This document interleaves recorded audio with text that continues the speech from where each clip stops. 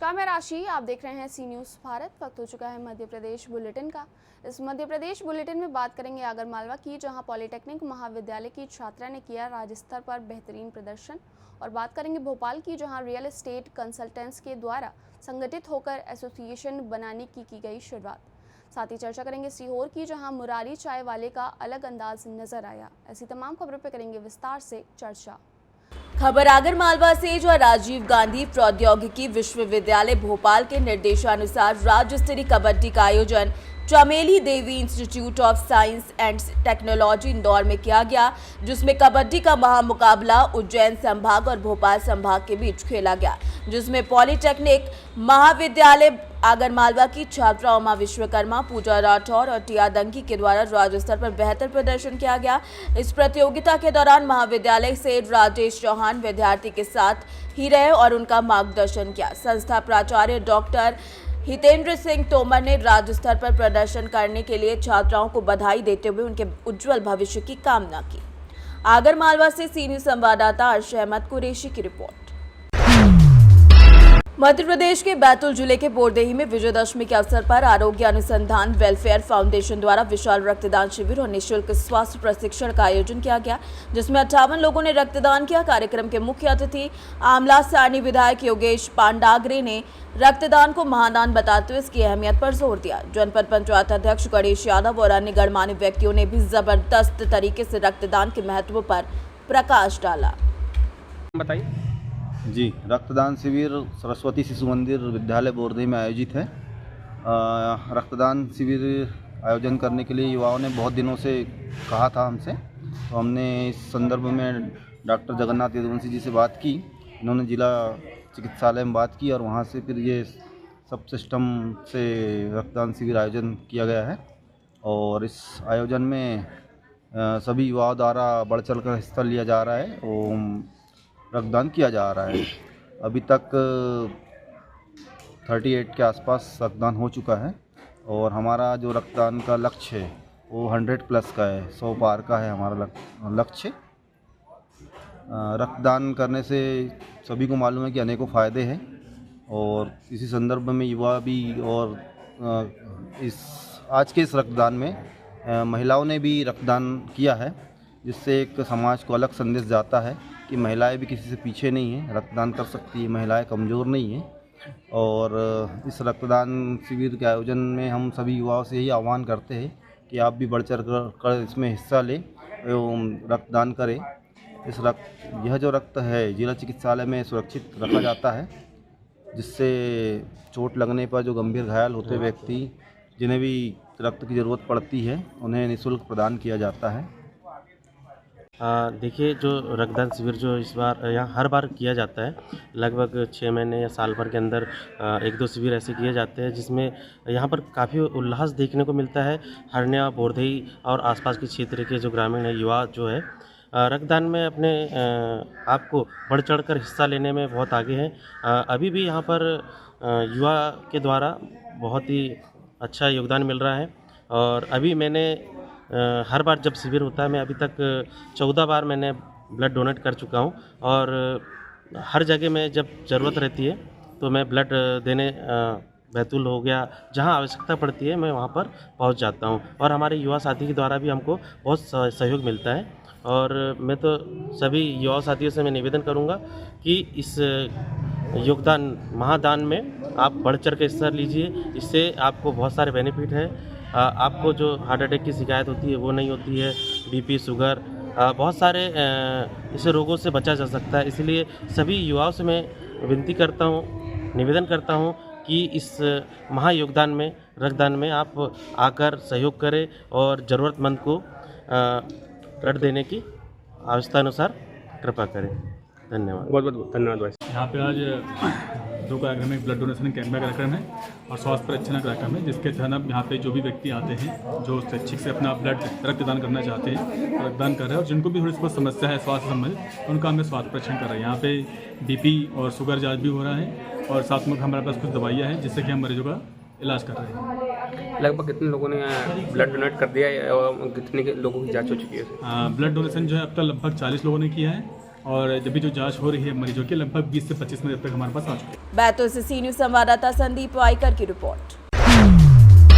खबर भोपाल से, जहां शहर में तेजी से बढ़ रहे रियल एस्टेट के कारोबार में अब नया अध्याय जुड़ गया है। जी हां, भोपाल शहर में समस्त रियल एस्टेट कंसल्टेंट्स ने संगठित होकर एक एसोसिएशन बनाने का निर्णय लिया, जिसके अंतर्गत बताया जा रहा है कि 500 रियल्टर्स को सम्मानित किया जाएगा। इस आम सभा का मुख्य उद्देश्य शहर के संपूर्ण रियल रिटेलर को संगठित कर उन्हें एक मंच देने का पूरा उद्देश्य है, जिसके माध्यम से रिटेलर और कस्टमर के बीच विसंगतियां दूर हो सकेंगी। मैं प्रवीण सक्सेना हूँ। जी हाँ, हम सारे रियल एस्टेट से संबंधित जो लोग हैं वो लोग मिलके एक ऑर्गेनाइजेशन बना रहे हैं, एसोसिएशन फॉर्म कर रहे हैं, और हम लोग सब एक मंच पे आके एक सी रूलिंग बना रहे हैं सबके लिए, जिससे ना कस्टमर्स को कोई दिक्कत हो, ना हम रियल एस्टेट कंसल्टेंट्स को कोई प्रॉब्लम हो। किस तरह से रहेगा ये इसका? इसको अभी तो शुरुआत है, इसका हम रजिस्ट्रेशन कराएंगे, रेरा रजिस्ट्रेशन भी होगा, फर्म एंड सोसाइटी में भी रजिस्ट्रेशन होगा, और उसके बाद इसका मेमोरेंडम और आर्टिकल ऑफ एसोसिएशन बनाएंगे। उसके हिसाब से जो नियम हमारे बनेंगे, उन नियमों के अनुसार हम चाहेंगे कि सारे रियल्टर्स काम करें। इसमें क्या होगा कि जो हमारे कस्टमर हैं उनको भी दिक्कत नहीं होगी किसी प्रकार की, और हम लोगों का कई बार क्या होता है कि डील कंप्लीट होने के बाद हमारा पेमेंट रिलीज़ होने में दिक्कत होती है, तो वो सारी चीज़ें हम उसमें एक फॉर्मेट बनाएंगे, वो फॉर्म फिलअप करा के, और फिर हम सिस्टमेटिक तरीके से काम करेंगे इसको। इसमें देखिए, कस्टमर को ये फ़ायदा होगा कि कई जो ब्रोकर्स हैं जो रजिस्टर्ड नहीं हैं, जिन्हें जानकारी नहीं है, वो कई बार कस्टमर के साथ गलत कर देते हैं या कस्टमर उनके साथ गलत कर देते हैं, दोनों ही तरफ से होता है। तो ये सारी चीज़ें फिर फिल्टर हो जाएंगी इसमें। अभी किस तरह की दिक्कतें आ रही थी? अभी जो मेन दिक्कतें आ रही हैं हमें, वो आ रही हैं हमारे पेमेंट्स को लेके। जो हमारा कमीशन है वो डील होने के बाद कमीशन नहीं दिया जाता है। अधिकतर मतलब 90% केसेस में तो मिल जाता है, 10% केसेस में लोग नहीं देते हैं। कई लोग ऐसे होते हैं जो रोक लेते हैं कमीशन।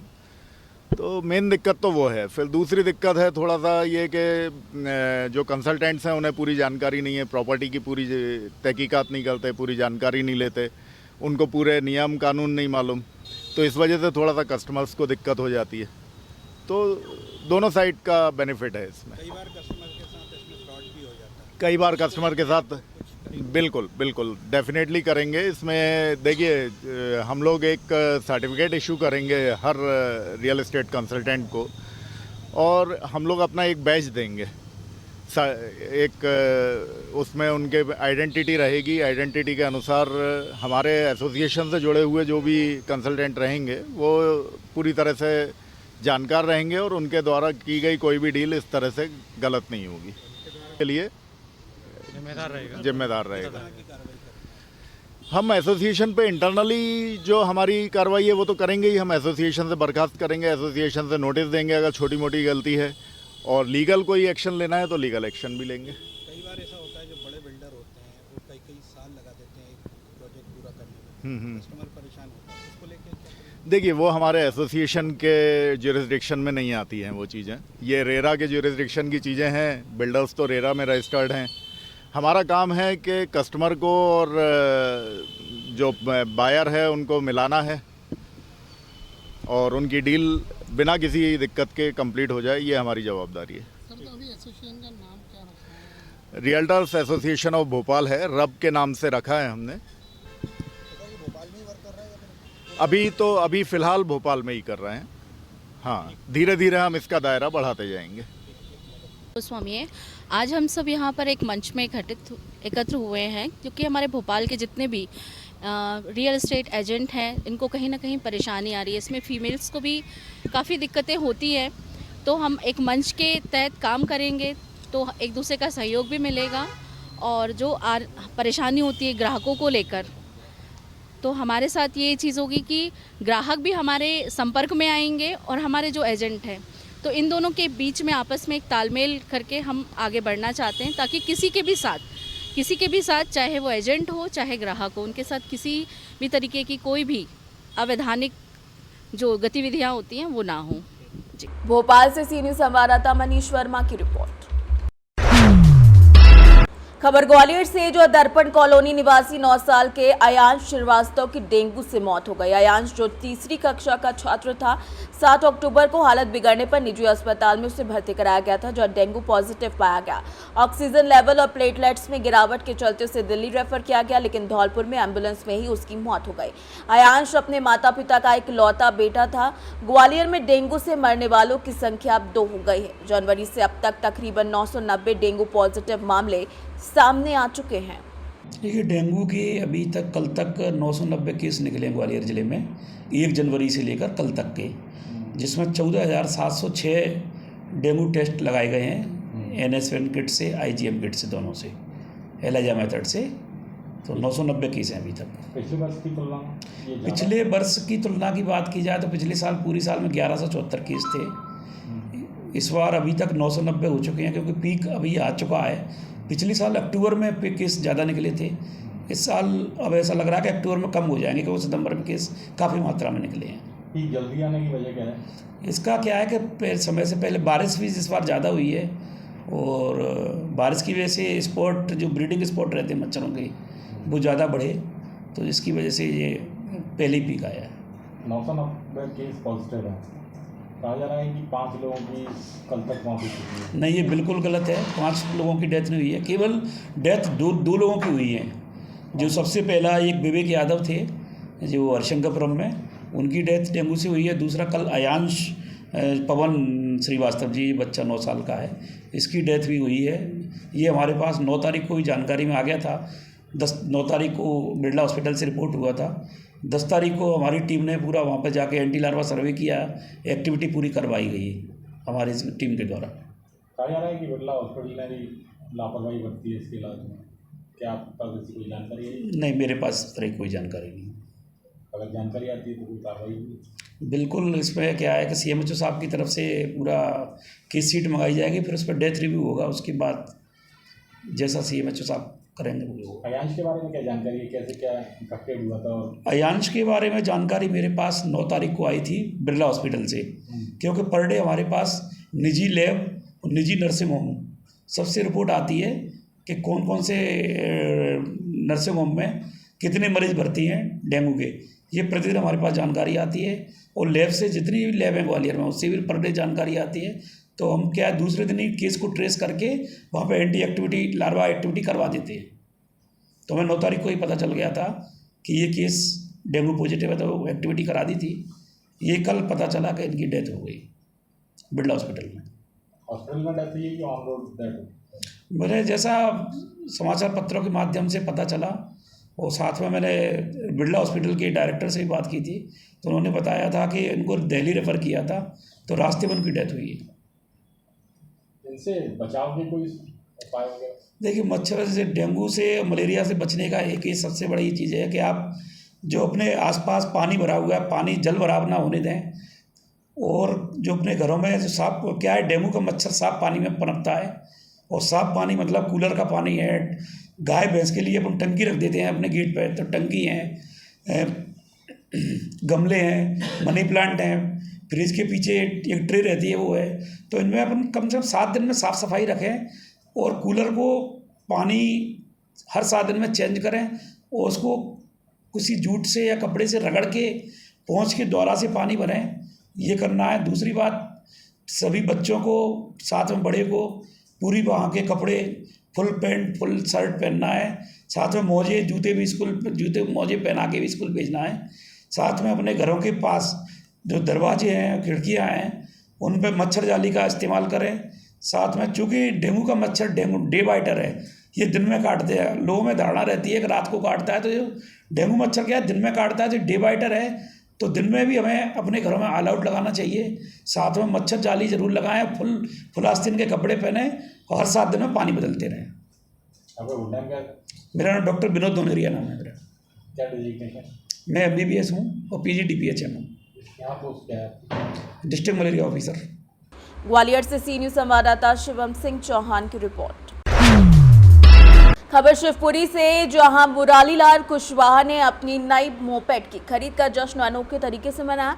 ढोल, डीजे, बग्गी और क्रेन के साथ शोरूम पहुंचे मुरारी ने 20,000 का डाउन पेमेंट कर 80,000 की मोपेड फाइनेंस की, जिसके बाद मोपेड को क्रेन से लटकाकर डीजे की धुन पर डांस करते हुए घर की ओर रवाना हुए, जिस पर उन्होंने 60,000 रुपए खर्च कर दिए। जश्न के दौरान पुलिस से बिना अनुमति तेज आवाज में डीजे बजाने पर डीजे जब्त कर मुरारीलाल और डीजे संचालक के खिलाफ मामला भी दर्ज कर लिया गया। मुरारी पहले भी इसी तरीके से अपने बच्चों के लिए मोबाइल की बारात निकाल चुके हैं। मुरारी चाय वाला। हाँ भैया, ये गाड़ी ले जा रहे हो आप, कैसे? अपने खुशी में ले रहे हम तो, बच्चे के लिए खुशी में। बच्चे के लिए ले जा रहे हैं?